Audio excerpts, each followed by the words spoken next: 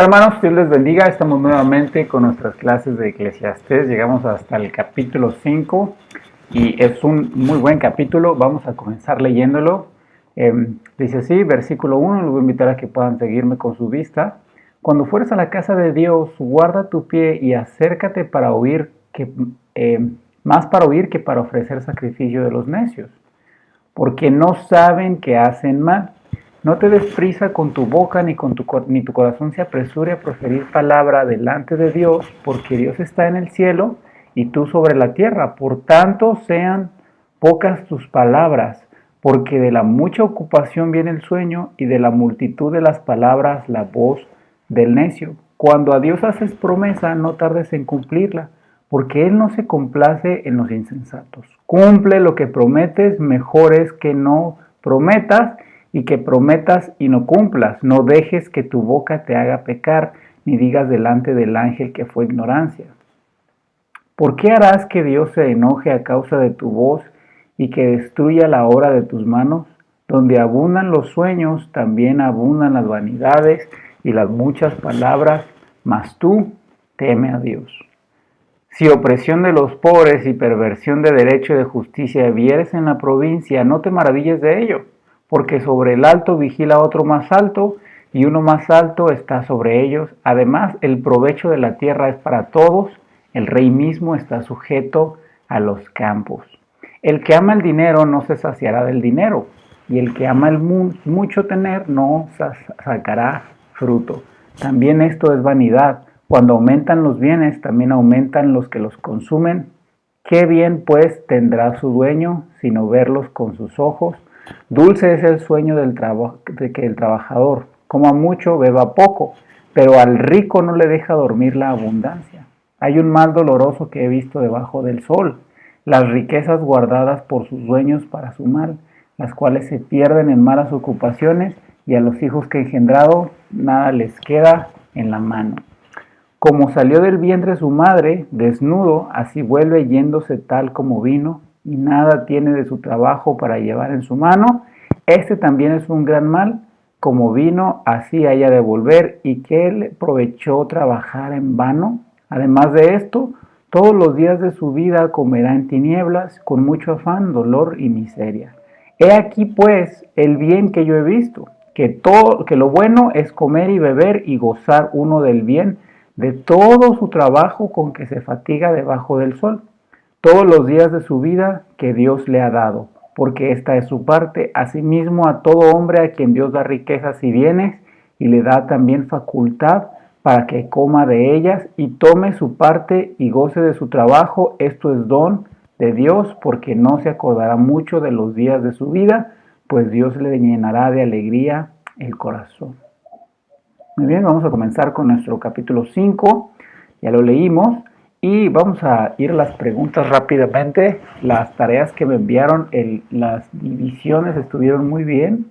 Primero, los primeros 7 versículos, se habla de 8 versículos, se habla de esta espiritualidad insensata, ¿no? Donde él está constantemente diciendo que tus palabras no te lleven a prometer cosas que después no cumplirás a Dios.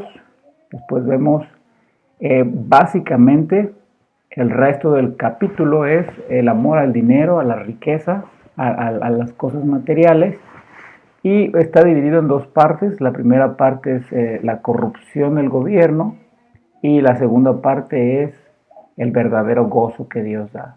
Entonces ahí lo dividieron muy bien. Muy bien,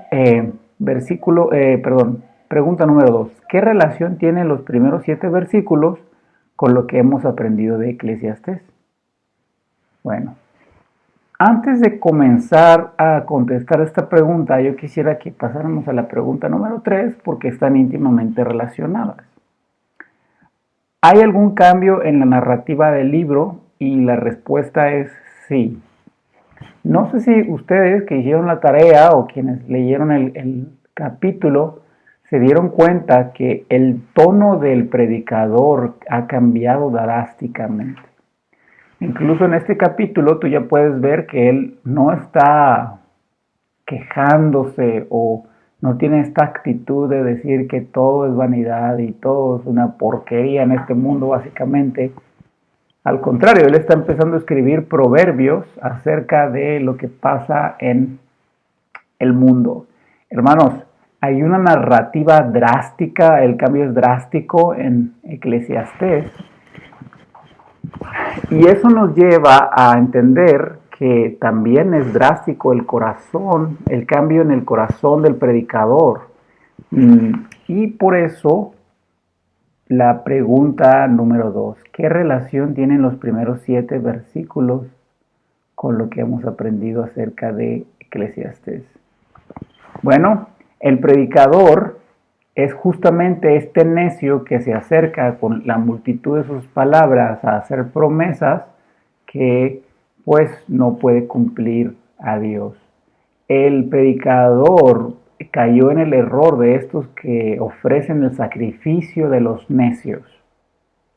Él es ese necio que está narrando en los primeros 7 versículos del capítulo 5. ¿Por qué él es el necio? Bueno, porque este capítulo, este pasaje nos está hablando de un hombre que viene a Dios y entonces no mide sus palabras y empieza a enredarse y pues ahora sí que solito con sus palabras, ¿verdad? Empieza a hacer cosas pues que no son correctas. Y él de hecho dice, en la multitud de las palabras viene la necedad o está el tropiezo. ¿Cómo podemos entender esto, hermanos? Bueno, el predicador, en vez de acercarse al templo de Dios a escuchar, se acercó al templo de Dios a hablar. ¿En qué sentido? En que en los capítulos previos tú ves al predicador razonando, eh, observando la creación, sacando sus propias conclusiones, llevando sus propias experiencias, y en ese sentido él está hablando en vez de escuchar. ¿Entiendes lo que te digo? En vez de él pedirle a Dios que le dé sabiduría para interpretar la vida, entonces él viene y lo hace por sus propios méritos. Hermanos, en los primeros 7 versículos no se tratan acerca de la boca y de nuestras palabras en sí. Sí encontramos información importante acerca de eso. Pero más profundamente que eso, el predicador nos está diciendo en este pasaje cómo es la actitud de un necio hacia Dios en su vida espiritual, en su vida cristiana. Y vamos a ir a ese pasaje. Fíjate lo que dice: cuando fueres a la casa de Dios, guarda tu pie y acércate para oír que para ofrecer el sacrificio de los necios, porque no saben lo que hacen mal.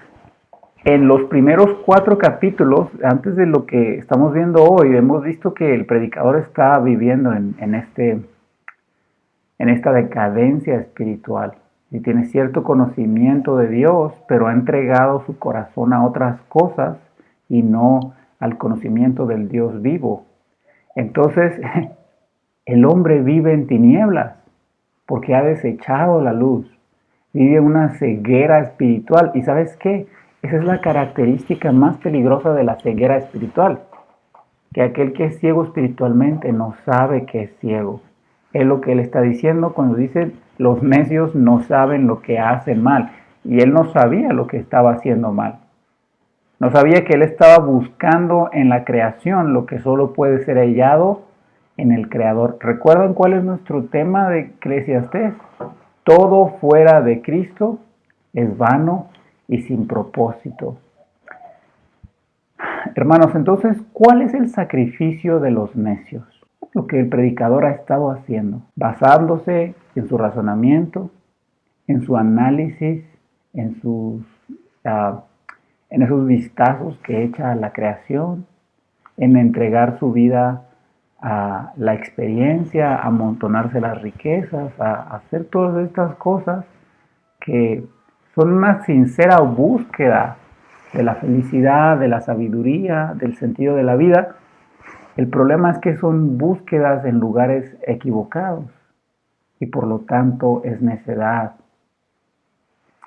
Entonces yo creo que hasta aquí va quedando claro que tiene que ver el capítulo 5, estos versículos, con lo que hemos visto anteriormente y la razón por la que eh, el tono de la narrativa cambia completamente.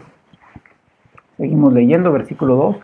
No te des prisa con tu boca, ni tu corazón se apresure a proferir palabra delante de Dios, porque Dios está en el cielo y tú sobre la tierra. Por tanto, sean pocas tus palabras. ¿Se acuerdan cuál es la frase común de Eclesiastés? Todo lo que está debajo del sol. Y miren cómo él ha recapacitado de su decadencia espiritual y ha dicho, no te apresures a hacer conjeturas, razonamientos, basarte en tu propia experiencia. ¿Por qué? Porque tú estás sobre la tierra y el Señor está en el cielo, de donde vas a sacar una correcta interpretación y una perspectiva correcta de la vida y de las cosas que nos suceden es de Dios, no de tu propia sabiduría ni de tu propia inteligencia. Y de hecho esto nos puede ayudar a reforzar el concepto que estamos diciendo que está pasando en este pasaje, porque ¿qué nos dice Proverbios que es el principio de la sabiduría? El temor a Jehová. ¿Y qué significa esto, hermanos? Pues considerarlo en todos nuestros caminos. El predicador no se alejó de manera tajante de Dios. Más bien lo que hizo fue que mezcló a Dios con otras cosas y obviamente después el lugar de Dios en su vida se fue haciendo poco, pero nunca se deshizo totalmente de Dios. Y pues obviamente no sirve de nada, ¿no? No podemos tener solo un 10% para Dios y un 90% para el mundo. No sirve de nada y solo ayuda a tener nuestra ceguera espiritual pues más oculta de nosotros mismos. Y bueno, tampoco sirve de nada tener 50-50, tener 70 de Dios y 30 del mundo, 90 de Dios y 10 del mundo. Hermanos, es todo Dios o nada. Versículo 3. Porque de la mucha ocupación viene el sueño y de la multitud de las palabras la voz del necio.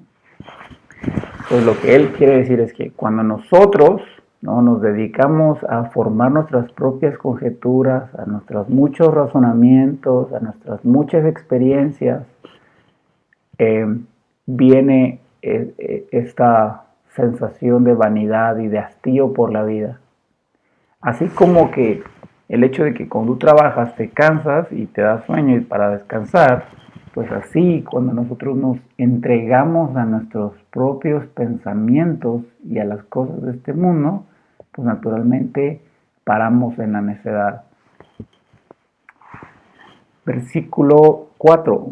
Cuando a Dios haces promesa, no tardes en cumplirla, porque Él no se complace en los insensatos, cumple lo que prometes. Mejor es que no prometas y no que prometas y no cumplas. No dejes que tu boca te haga pecar, ni digas delante del ángel que fue ignorancia. ¿Por qué harás que Dios se enoje a causa de tu voz y destruya la obra de tus manos? Donde abundan los sueños, también abundan las vanidades y las muchas palabras. Mas tú teme a Dios. En otras palabras, hermanos, vive tu vida espiritual, tu comunión con Dios de manera sensata. ¿Y cuál es esa manera sensata? Vívela según sus parámetros. No seas tú el que pone los parámetros en tu relación con Dios. Porque ¿qué va a hacer eso? Va a hacer que Dios pues se enoje según el vocabulario que está utilizando el predicador. Pero lo que va es que, hermanos, incluso vivir una vida espiritual según tus directrices, pues al final de cuentas es vanidad, es falsa, no puede darte el sentido de la vida, fue lo que le pasó a él. Por eso dice al final, tú teme a Dios. ¿Cuál es el temor a Dios? Considerarlo en todos tus caminos. Donde abundan los sueños, también abundan las vanidades y las muchas palabras. Hermanos, esta idea de sueños, de palabras, es básicamente el mismo concepto. ¿Cuál es el concepto? Donde abundan tus pensamientos, donde tú das rienda suelta a imaginarte y hacer conjeturas, y cuando tú dejas que tu mente te empiece a decir mentiras y tu corazón te engañe de lo que piensas que puede hacer o que pasó, entonces viene la vanidad. Hermanos, nuestro corazón constantemente nos está predicando un evangelio. ¿Cuál es? Porque evangelio significa buenas nuevas, ¿no? Cuando nuestro corazón nos predica un evangelio, no es el evangelio de Jesús, es el evangelio de Eclesiastés. De busca en tu experiencia, busca en tu razonamiento, busca en las riquezas, busca en el dinero, busca en el placer, busca en la venganza, busca en el pecado, busca en lo terrenal. ¿Entiendes lo que te estoy diciendo? Nuestro corazón constantemente está predicándonos un evangelio de la tierra. Por eso, hermanos, como dice el predicador, acércate más para oír que para dedicar palabras. Oye, pero la voz del Señor, no lo que tu corazón perversamente dice. Entonces, de una sólida comunión con el Señor, de una religión basada en los mandamientos de Dios y no en tus preferencias, entonces viene el hombre que se siente completamente satisfecho y completo en Dios, y no lo que le pasaba a este predicador, que sí creía en Dios, pero vivía según sus propias sabiduría, sus propios razonamientos, y por lo tanto solo encontró vanidad. Hermanos, mira cómo cambia todo, porque estos versículos que acabamos de leer marcan un parteaguas en Eclesiastés, y mira cómo cambia ahora la perspectiva, la manera de interpretar lo que el predicador ve. Versículo 8, si opresión de los pobres y pervención de derecho y de justicia vieres en la provincia, no te maravilles de ello, porque sobre el alto vigila otro más alto, y uno más alto está sobre ellos. Además, el provecho de la tierra es para todos, el rey mismo está sujeto a los campos. En otras palabras, si tú ves corrupción en el gobierno o en los oficiales del gobierno, no te maravilles, ¿no? Porque ese tiene otro a cargo que le permite hacer lo que está haciendo, y el que está arriba de él tiene otro arriba de él que también le permite hacer esas cosas. Entonces, fíjate cuál es la diferencia. En los capítulos anteriores, cuando el predicador ve algo, ¿qué pasa? Como él estaba buscando en aquello que veía su esperanza y su gozo, terminaba frustrado. Pero como ha entendido que no debe vivir la religión de los necios, entonces ahora ve las cosas malas que pasan en el mundo con una perspectiva divina.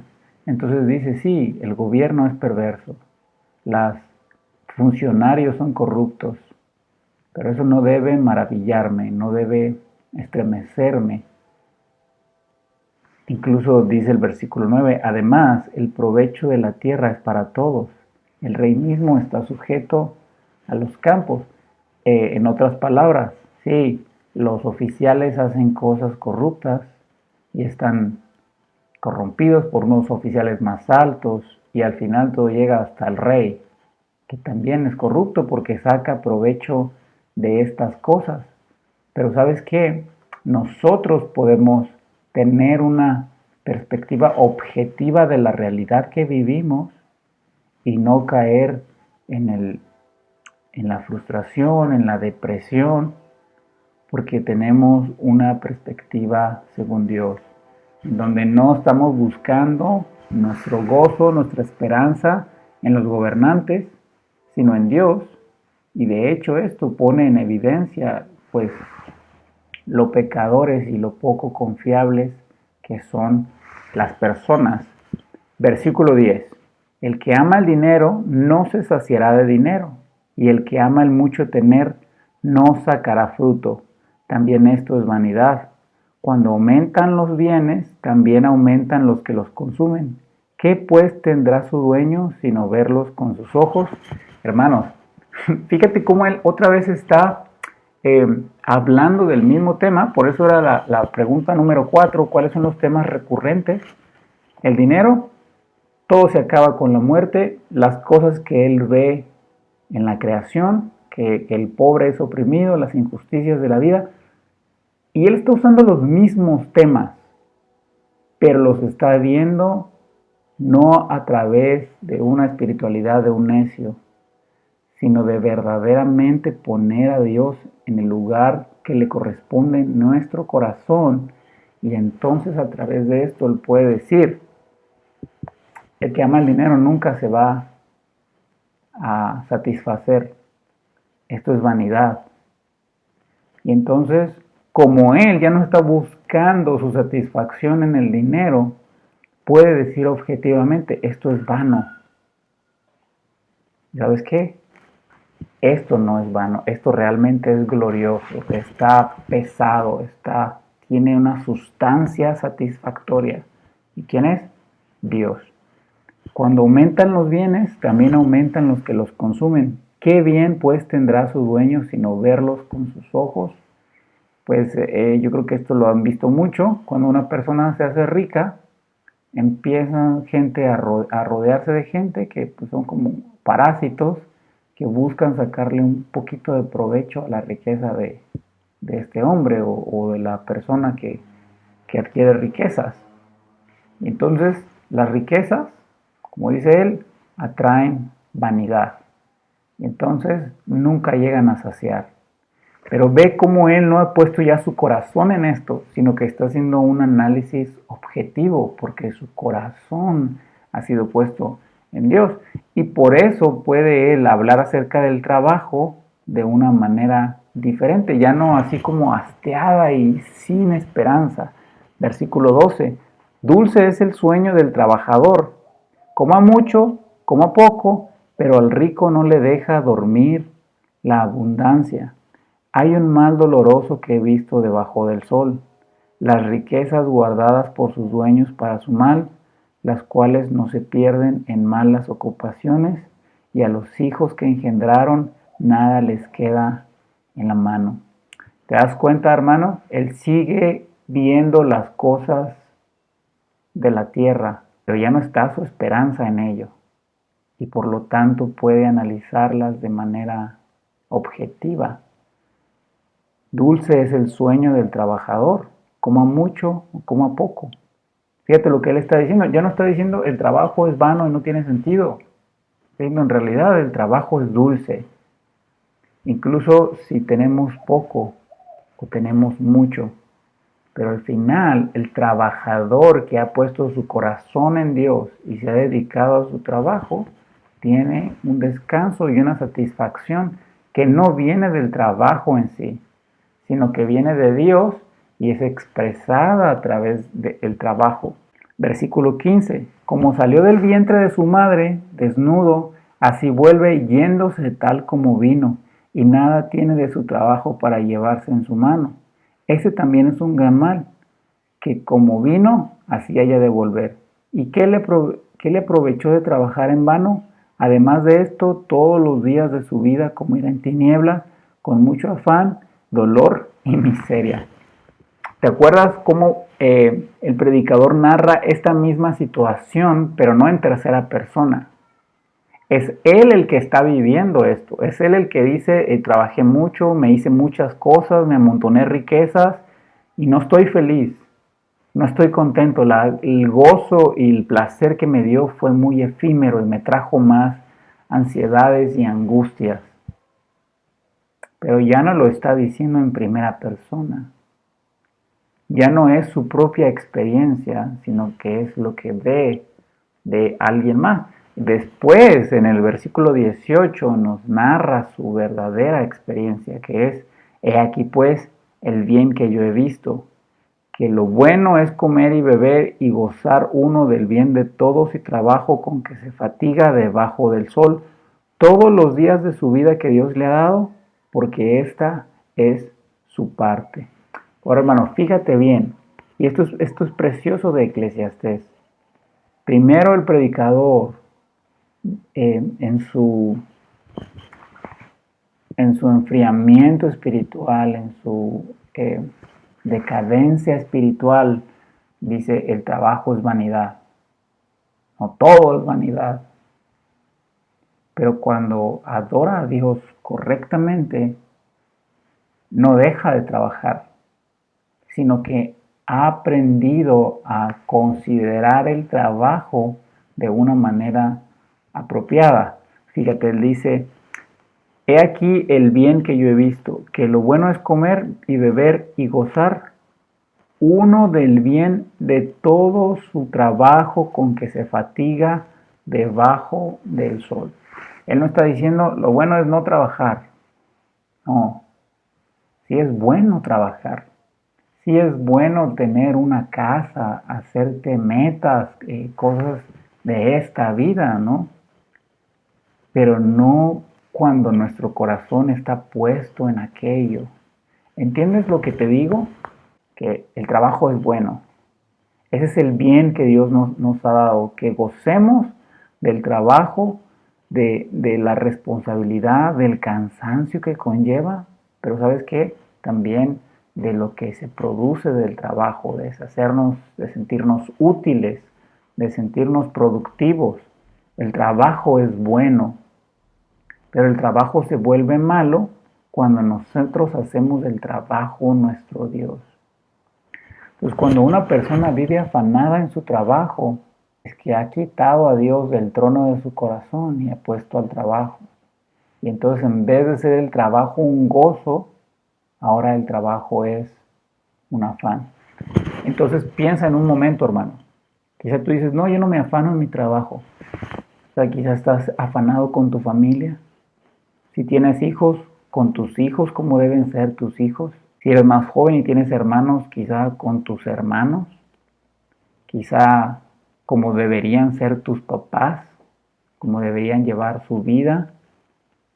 ¿En qué te estás afanando? ¿En qué te roba el gozo y te hace sentir frustrado y decepcionado y triste, como en los primeros 4 capítulos? El predicador está viviendo en la miseria. ¿A quién has puesto en el trono que le pertenece a Dios? ¿A la escuela? ¿A los amigos? ¿Al matrimonio? ¿Al deseo de tener hijos? ¿Al tener cierto cuerpo y por eso está uno afanado en el gimnasio? Etcétera, etcétera. ¿Con qué cosa terrenal has reemplazado a Dios? Hermanos, Dios creó las cosas de este mundo para que nosotros las disfrutemos. El problema es cuando reemplazamos a Dios por estas cosas y empezamos a ofrecer el sacrificio del necio. Recuerda, todo fuera de Cristo es vano. Puedes trabajar en Cristo o puedes trabajar en tu carne. Puedes estar buscando una pareja en Cristo o la puedes estar buscando en tu carne. Hermanos, y al final de cuentas, la satisfacción, el gozo, es un don de Dios. ¿Y cómo tenemos este don? Cuando hacemos las cosas en Cristo. Dice el versículo 19, asimismo a todo hombre a quien Dios da riquezas y bienes, y le da también facultad para que coma de ellas, y tome su parte, y goce de su trabajo, esto es don de Dios, porque no se acordará mucho de los días de su vida, pues Dios le llenará de alegría el corazón. ¿Por qué no se va a acordar mucho de los días? Porque mucha gente vive un periodo de su vida cuando es joven, lo vive muy feliz, bueno, aparentemente feliz, después se hace viejo y empieza a recordar los días del pasado, como si aquellos días hubieran sido más felices. La realidad es que nosotros tendemos a acordarnos de lo bueno, como que es un mecanismo que tenemos naturalmente. Pero sabes que también era miserable en el pasado, solo que en su memoria se han quedado los recuerdos buenos y se engaña a sí mismo pensando que antes era feliz, antes tenía lo que necesitaba, antes las cosas iban mejor y ahora no. Pero en realidad es una evidencia de que ni era feliz antes ni es feliz ahora. ¿Y por qué? Hermanos, porque ha rechazado el don de Dios. Ha rechazado el don de Dios de disfrutar de su vida, de las cosas que hay en su vida, porque ha reemplazado a Dios con otra cosa más. Incluso cosas que pueden llegar a ser buenas. Recuerda, todo es vano fuera de Cristo. Y es Dios, hermanos, el Dios infinitamente feliz, quien nos da su regalo del gozo y de la felicidad en este mundo caído. Hermano, ¿no eres feliz? ¿Estás frustrado o angustiado? No tiene que cambiar tu situación. No tienen que cambiar tus circunstancias. Es que estás ofreciendo el sacrificio del necio. Es que necesitas ir y escuchar a Dios antes de apresurarte con tus palabras. Nos vemos la próxima semana.